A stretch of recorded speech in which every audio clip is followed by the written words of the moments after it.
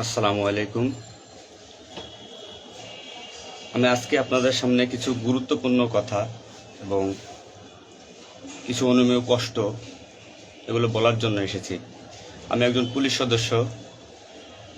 আমি সমগ্র জাতির কাছে একটা অনুরোধ নিয়ে আসছি এবং আমার যারা পুলিশ ভাই বন্ধু ব্যাটসম্যান যারা আছেন, আমি সকলের উদ্দেশ্যে কিছু কথা বলার জন্য আসছি। সমগ্র দেশের মানুষের সামনে কিছু কথা বলার জন্য আসছি।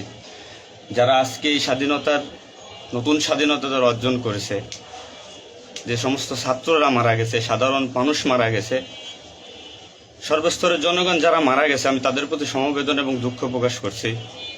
এবং আমার যারা পুলিশে যারা মারা গেছেন যে সমস্ত ভাইয়েরা, তাদের প্রতি আমার সমবেদনা, তাদের পরিবারের জন্য আমার সমবেদনা।